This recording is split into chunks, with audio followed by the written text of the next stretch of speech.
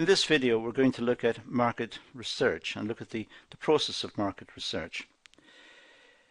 Now, market research is an important component of marketing. It's vital that an organization knows what its customers or its likely customers are thinking, what their needs are, what their wants, what are the issues they're confronting. It needs to know about the market. And to do this, it must conduct market research. So the market research yields data which can be analyzed into information, and that can be used by the marketing department and by the organization to meet customer requirements and satisfy their wants and of course make sales as a consequence. So market research is vital in producing information, and the organization engages in market research as a form of almost investment. It's trying to get a return on the research in the sense that it needs to know what the customers want so it can produce the products to meet the wants.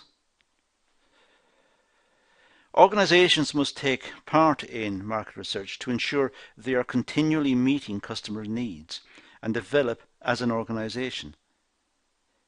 If they don't know what the customer's needs are, they may be producing products that are not matched to customer needs and will therefore start to fail in the market, which may also rub off on the image of the business. The business may be seen as out of date or not appropriate. Market research must be planned and executed to ensure the right objectives are identified and achieved. It's not just a question of doing research, it's a question of doing the right research. Research which is carefully thought out. Research which has proper questions, properly designed and properly worded. So care and attention is required right throughout the process to ensure that the organization is effectively collecting the data that the organization requires. It's not just collecting any data. So it must follow a process. There must be a logic in what the company is doing in terms of market research. It must be a logical process. It can't be haphazard. It can't be just quickly designed on the back of an envelope. This has to be properly thought out, properly discussed. Even the wording, as I said earlier, must be carefully thought out. And there are also issues with market research that need to be taken into account. For example, there are ethical issues that need to be taken into account. The respondents need to be sure that the company is not going to sell on their information to other agencies. They must be reassured that the information will only be kept for a short period of time. They need to know that their confidentiality will be respected. They won't start getting spam emails or on call for telephone interruptions. So there is an ethics or an ethical code of conduct, perhaps, that needs to be addressed and needs to be taken into account in the design of any market research. The participants have rights and they are helping the organization, and in return the organization must give them some reassurance that they are safeguarded against intrusions into their lives. So the participants will be asked, or should be asked, to complete a research consent form that they complete to give the organization the right to interview them or collect data from them. Of course, they should sign the research consent form after they've looked at the research information sheet, which should also be given to them, which will explain what the research is about and why it's been conducted and how valuable they are in terms of their participation, and also what safeguards they've got.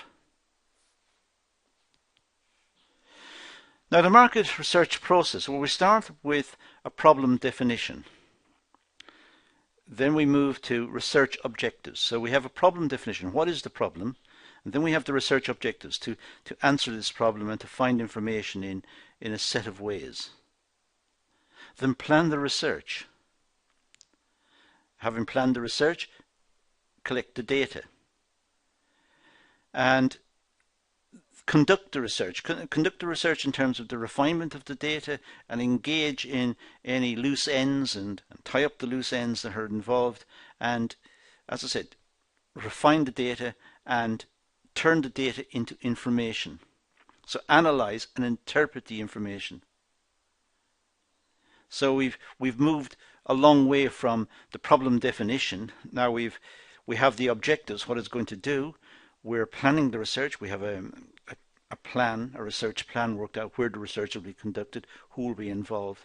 We have a plan for the data collection, and then we conduct the research, having carefully designed the questions and carefully worked out the full design of the research project. And then we analyze the information towards the end. And having analyzed it, we prepare and present the report. And these are the various steps that may be undertaken in a market research process. Let's look at the problem definition. The first stage of the market research process, this stage identifies a problem and the need for research. So why does the organization need research? What's the problem? And it may seem trivial, but identifying the problem can sometimes be difficult. The organization may know that there is a problem about its sales, for example, in the market. Sales are flagging or not performing like they should or whatever. But the organization is not quite sure if it needs research or if it's something that they've done, or there needs to be a proper definition. There needs to be a very focused and concentrated effort to try to determine what is the problem.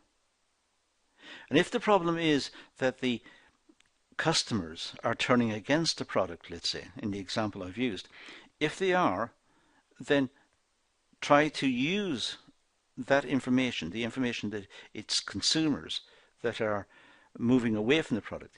If that is the outcome of this focused investigation, then the definition, the problem definition has been resolved. We know what the problem is. So the problem definition stage sets the scene for the entire research project and the process in which the research will be conducted.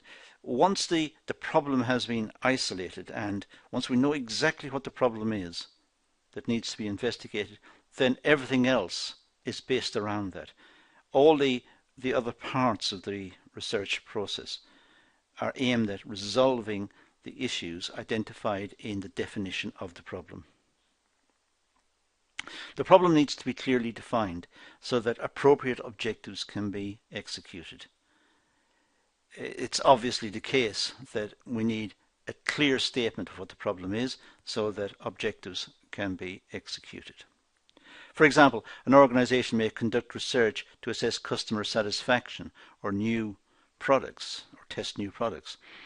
There are various ways in which the organization may engage in research and look at the types of research that it needs, but it must have a very clear picture of what the problem is or what the issue is, because that is what drives all the rest of the research. Now, the research objectives. Well, the objectives are goals that organizations aim to achieve. Marketing research must also have objectives which give the research meaning. So marketing research have objectives which give the research meaning. Having identified the problem, there must be objectives. What are the objectives? To find out exactly why customers are turning against the product, if that's the problem. What else may have happened within the environment? What else may have happened that have caused the customers to change in this way? What's happened about the market? What are the market conditions? Are there new products? What are the competitors doing? In other words, identify what are the objectives of the research to how wide should the objectives be? To look at the entirety of the market, or just to focus in on some particular parts to try and answer the question that was identified. Objectives ensure that the research project is working along the right path. It's important that the research emphasis does not drift off into other areas or find more interesting parts to the research and drift off into looking at those. It must be focused on what it set out to answer. The problem definition is what needs attention, and the goals must support this, must keep the project on target. It must not allow the project to drift into other areas or get sidelined. Objectives provide a foundation for the research project and help management with decision making and evaluation at the end of the research. So the objectives, as I said, keep the research online, and they make sure that the management have information that will enable them to make good decisions at the end of the activity. So the objectives, which are targeted on answering the research question, they will also be used to help the management to make good decisions. They will expose different problems and different issues and enable the management to decide whether to address those issues or perhaps to do something entirely different. Now, planning the research. Well, once objectives have been identified, there needs to be a plan of how research will be conducted and how it will be structured. It's important that the research is structured properly. It must be professional, and it must have a clear vision of what it needs to do. The researchers cannot just ramble off and start interviewing people. It must be structured, and it must have been well thought out in advance.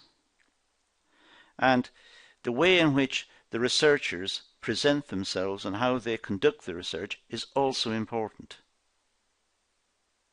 So there needs to be a plan of how research will be conducted and how it will be structured. There are two main elements in this process. Prepare the research brief. What is the research brief? What should researchers be looking for, and how should the researchers be prepared? And agree a research plan.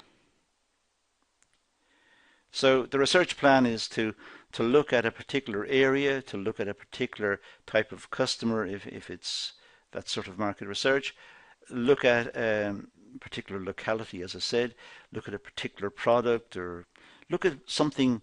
Depends on what the research question was, but agree a research plan that will focus the energy of the researchers and enable them to bring back appropriate information. The research plan is what guides the researchers. And the research brief is what they should know and how they should be able to help respondents. If the respondents need prompting during, say, an interview, the research brief will tell the researcher how to prompt, what to say and what to avoid, so as to get reliability in the research, so that the research is consistent, and perhaps between different researchers. If there's a team of researchers, they must be acting like one. They must be acting with a single purpose and a single direction and a single brief that will guide them to make sure that they are consistent.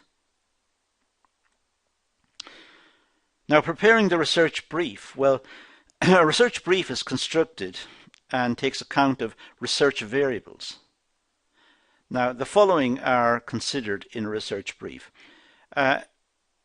Explanation of the problem and its history. So it's important that the research brief makes clear what the problem is and what's happened over a period of time in relationship to this problem. In other words, the researchers know why the research is being conducted. They're not just sent off to find answers to questions. They are briefed as to why this is important and why it should be taken as important. There should be a description of the product and the research purpose. They should be completely familiar with the product or the service.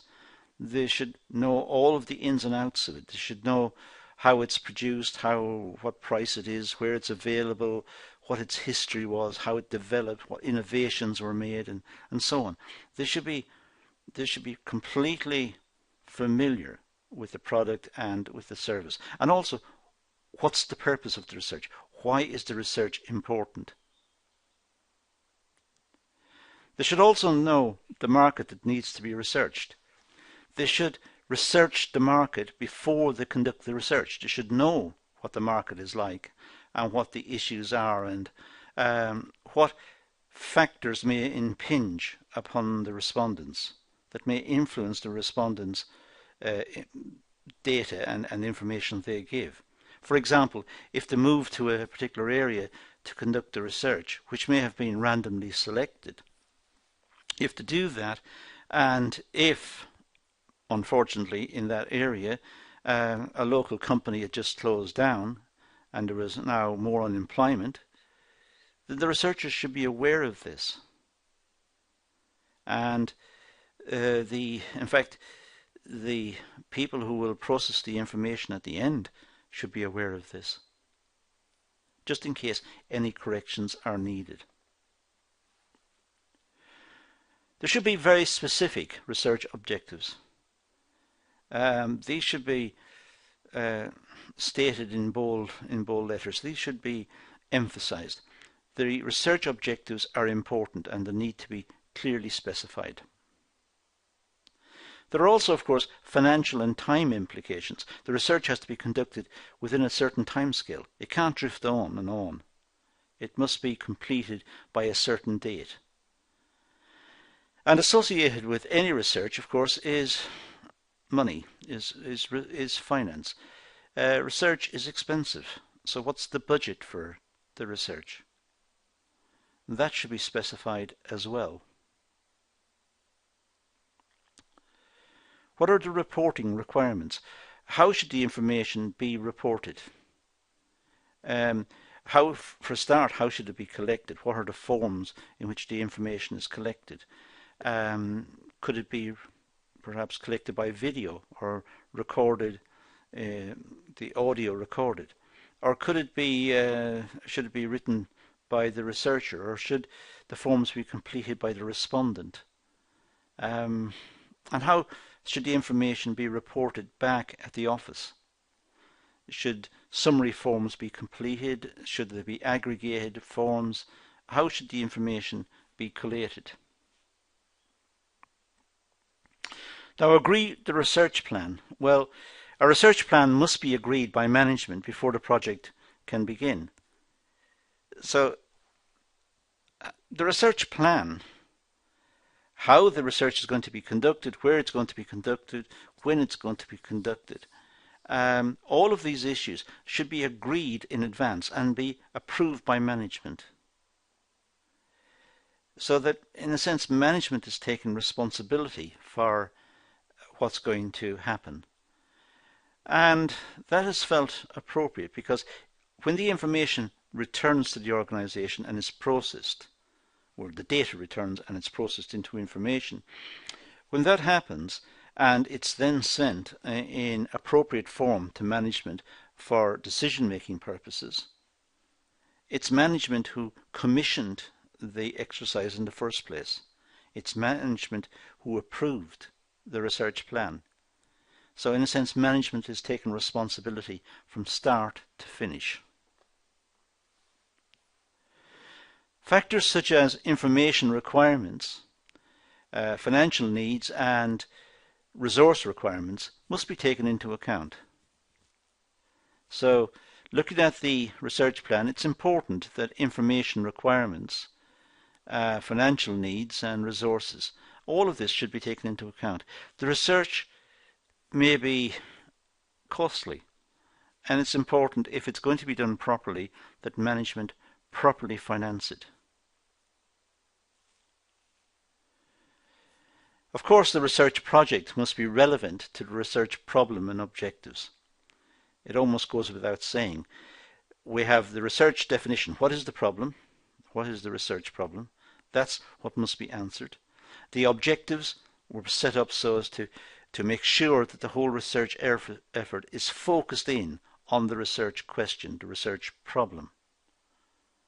And of course the project, as it works its way out, all of the various activities in terms of data collection must be focused in on the objectives and making sure that it addresses the research question.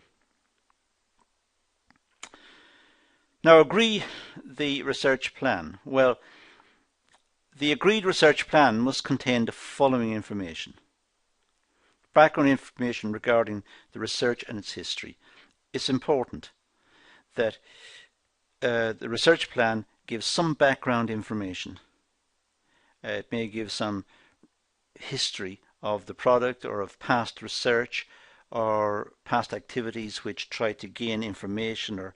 So in other words, the background information regarding the research and its history must be produced so that any history of research is brought to light. So again, if the current findings are wildly at variance with past findings, it may demonstrate some issue, some problem in the research. Not necessarily in the current research, it could have been problems in the previous research. But it's important that there is wider understanding of any issues. Of course, the research objectives must be specified. The research objectives is what keeps the whole research effort on track. It keeps it targeted at the research question. So they must be addressed. The research objectives are what the researchers must do, the way they must conduct themselves and conduct the research. And of course, they're doing that in order to answer the research question. We must also have something about research methods, for example, using primary data and secondary data. Secondary data is not as reliable as primary because it was not collected specifically to answer the questions being posed by the research question. It's not specifically addressed at that question. Secondary data was collected for other purposes. The government, for example, collects secondary data, or collects data that we may use. So we are secondary users of it. The Chamber of Commerce and the Institute of Directors and other employer organizations, they all collect sometimes and publish data. And we may analyze the data, but it's in a secondary sense, and it's not focused in on perhaps the specific question that the research has identified. Primary research is answering the specific question identified and trying to find data related to that question. Then look at the types of analysis tools to be utilized. Having collected the data, it's important to turn the data into information, and we do that by looking at various analytical tools. It may be we look at the statistical package for the social sciences, which is known as SPSS, statistical package for the social sciences, and that can work out various statistics and do all sorts of analysis of the data. There are other packages. There are many packages available, computer packages available, that will help to analyze the data. But it really depends on how clear the answers must be. Clearly the management want good answers, but sometimes research throws up perhaps ambiguities, throws up the possibility of alternatives. So the answer from the analysis sometimes is it doesn't stand out completely from alternatives. The answer may suggest a course of action, but alternative courses of action may also be suggested by the analysis. So sometimes it requires managerial intervention to select the most appropriate. The research plan should specify the level of client involvement. If it's looking at customers' responses to an innovation or to a new product or whatever, then perhaps customers should be considered in terms of their, not just their involvement in answering a questionnaire, but perhaps participating in a focus group or giving some direct feedback. But also, of course, the management, who are in a sense the clients of the whole activity, the management should also be involved as much as possible in giving recommendations and giving directions to the research and judging what is likely to come out of the research in terms of the processes of the research and the types of analysis that's going to be conducted, giving their opinions about what is acceptable and what's not and what they require. The ownership of information and ownership of the data, sorry, I missed off data. Well, this is all part of the ethics commitment that the research must have. It must tell the respondents how long the data will be kept, who will own the information. Data is different from information in the sense that it's been processed. And of course, in processing the data, many times the sources of the data will have been excluded. It's just the information that's required, not necessarily the people's names, addresses and telephone numbers and so on. So that will have been excluded. But nonetheless, the ownership of the information and the ownership of the data when collected should be made clear. Who owns it? How long will it be kept? What will happen to it? Where will it be stored? Will it be sold on to other agencies? There is a question of openness and honesty about the use and ownership of the information and the data. The length of the research project, the cost and the timing should also be specified in the research plan. How long should this research activity take place? Should it be a month, a week, a year? How long does the research activity take place, and what's the cost and timing? How much will it cost, and when will the various components of the research be completed? The final report format and presentation, well, that should be specified. What does the management, or what should the management expect at the end of the process? Will it be a written report, or will there be a presentation of the information and a written report? How exactly will the information be reported back? So, data collection. Well, in preparation for research, the type of data requirements must be identified.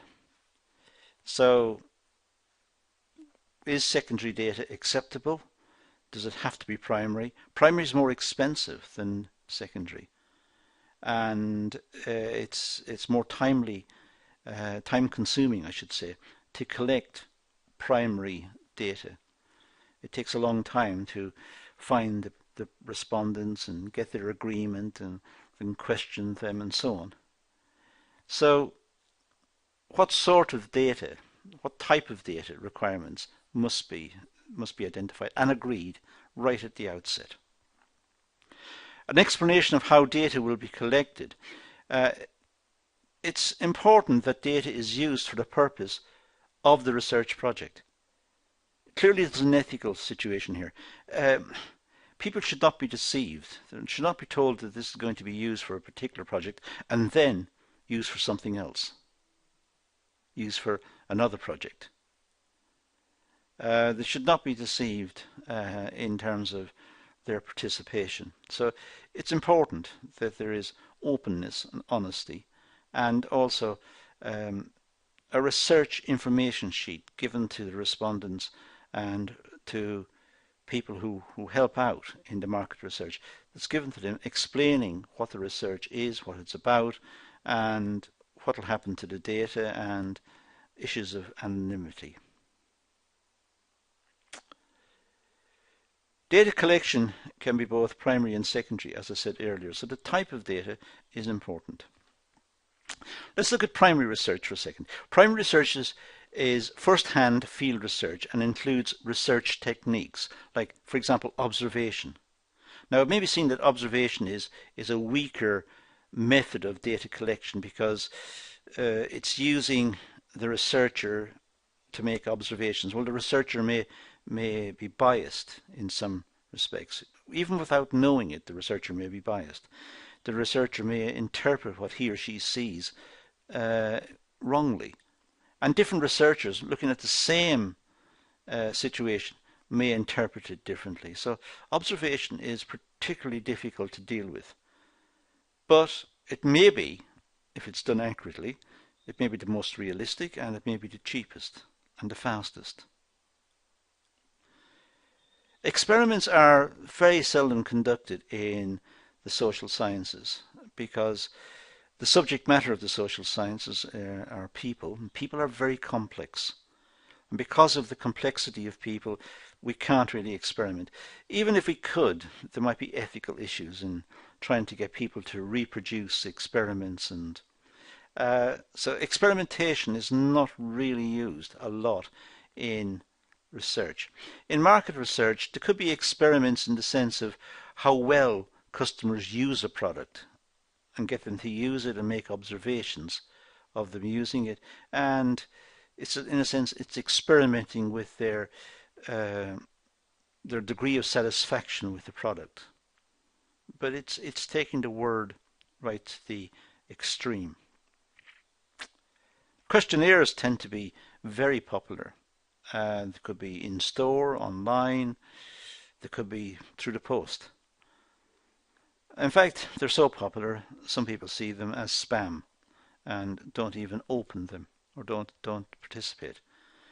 Sometimes if we're in a hurry and we want to just do some quick shopping, we don't understand giving information to some researcher. So it's very hit and miss. And also the selection of the person may introduce bias. Sometimes the researchers may only stop people that they think are going to be polite and going to be helpful, missing out all the other people who perhaps are not so polite and not so helpful. So there are issues of bias, and that's why perhaps selecting the sample beforehand, identifying who needs to be questioned beforehand, may be a better strategy, but much more costly, much more expensive to do. So doing surveys, using questionnaires, designing the surveys, what sort of survey technique will be used? Will it be random sampling? That's the best statistically, but the most complicated. Or will it be convenience? Should we just interview our neighbour and ask our neighbour to recommend his or her friends and interview those and ask them to recommend their friends? That's snowball interviewing, snowball surveying. It really depends. It depends on the budget. It depends on the importance of the research. It depends on how management see the research. Interviews can be face-to-face or over the telephone. But over the telephone, again, they may be unreliable. Face-to-face takes time. People may not want to give the time. We live in a world in which we have to do things fast and we're constantly on the move and we haven't got time to stand and answer a long questionnaire. So interviews are a particular problem. Focus groups is when a small group of people are invited into a room, perhaps a special room set up for the occasion in perhaps a hotel or in a conference center, or in the company itself, and people are invited and they're given refreshments and made welcome, and then they're asked to discuss various topics, and they will discuss the topics, they'll disagree with each other, might argue a little and dispute things, and out of all of this a picture should emerge. What do the customers want? Secondary research. Well, secondary research is desk research. It's obtained through secondary sources. Now these include company reports. Public companies have to publish their annual accounts, but also private companies sometimes publish reports. They could be just documents that they want to put into the public domain, and they may make them available through the Chamber of Commerce or through libraries or whatever. So it may be possible to pick up some information of company reports. But as I said earlier, secondary research is not specifically addressed at the research question that the company has identified. Secondary research was originally conducted for a different purpose, so therefore may not be appropriate. It's possible to get secondary research online. Sometimes we can do simply go to a search engine and type in what we want, and there might be various reports made available, research reports and company reports and so on. There may be internal database and company records available. These were kept perhaps for a different purpose, but perhaps give an insight into the research question that's currently under investigation. So it may be the case that the company has already got information itself, perhaps historic information, which may help in the research effort. Possible. Government statistics are very generalized. These are aimed at very general, broad categories of movements in the economy, looking at aggregate investment or balance of payments or rates of inflation or whatever. These are very generalized figures, generally speaking, and therefore perhaps not that useful. It's always books, articles and journals. Well, these can be researched in the sense that someone needs to go to a library or a centre where you can easily get access to these facilities. Sometimes they're online, and it may be impossible to get access online. It is trying to find information through a very large amount of data, trying to isolate out information from a very large amount, and even when search words are hit, they may not be specific. It's a very difficult way to find precise information. It depends critically on the research question that we're considering here. If the research question is to answer some specific small question, then perhaps number 5 here may not be appropriate. It's a very costly exercise as well. It may take a long time for researchers to go through articles and journals, read through them and see what's available and what's been found in the past, and try to use that information. Customer relations management programs probably are more useful. Research conducted through marketing departments. Marketing departments know the market. They know the retailers, the wholesalers, they know the competitors, they know the government agencies that are involved as well, and so it may be possible for customers relations management to be able to pick up some feedback about products and so on from contact with customers. Sometimes customers phone in, have a problem with a product, and it may be possible for the customers relations management section to, if you like, insert an additional question or probe a particular issue with the people phoning in to see what their opinions are about a product or a new product or some innovation that's being considered. There is direct contact between the organization and customers, and that's probably one of the better forms of secondary research. It's using an established conduit, an established channel of contact with the customers, and it may be able to use that to try and pick up some more information. Now, the conduct of the research. Well, a research plan must be developed and data collection methods analysed. So we've agreed the research plan must be developed and the data collection methods must be agreed.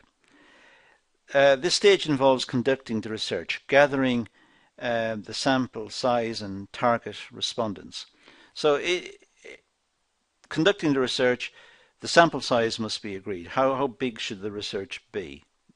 Obviously, it's going to be related to the amount of finance available and the time available. But how big should the sample be, and what are exactly the target respondents? How do the researchers find the respondents? This stage is the longest stage in the research project, and any errors can impact on the reliability of the research results. This is the crucial stage. This is the conduct of the research. This is going to the research facility, or the facility may be the wider market, or maybe shopping malls or whatever, or it may be that people have identified specific individuals and it may be going to their homes, asking for permission, arranging it in advance and going to their homes and conducting the research. But this is very important. This is the almost the culmination of the research. This is conducting it. It's not actually the culmination because there are parts to go in terms of analysis and interpretation and presentation of the results. But it is certainly has moved the research a long way. It's now been implemented. This is the conduct of the research. Then analyze and interpret the information. Well, this stage is the processing of data into meaningful information.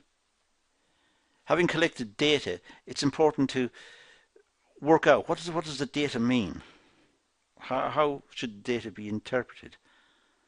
So how should information be analyzed? The analysis of information paints a picture of the research results and helps management to make decisions. So the analysis of information, which may be using computer packages like SPSS, as I mentioned earlier, or some other package, but the analysis of the data presents management with answers, presumably, to the research question, or insights into the research question, which will enable them to make more effective decisions. The use of hardware and software enable marketers to produce reports and graphs to interpret raw data. The raw data is analyzed and it's processed, it's refined, so as to make the underlying knowledge that's contained within the data, to make that more accessible to management. In other words, the information content, what the data is saying, the information content is being exposed through analysis, which will enable management to make better decisions. Qualitative data is more difficult to analyze compared with quantitative data, and should be carefully reviewed. Qualitative data is much more subjective data. It's not adding up numbers. It's quantitative data. We're able to use statistical packages and work out averages and standard deviations and so on. We can work out regression lines and trends but qualitative data is to do with people's opinions. It's very subjective, and we can't add people's opinions together.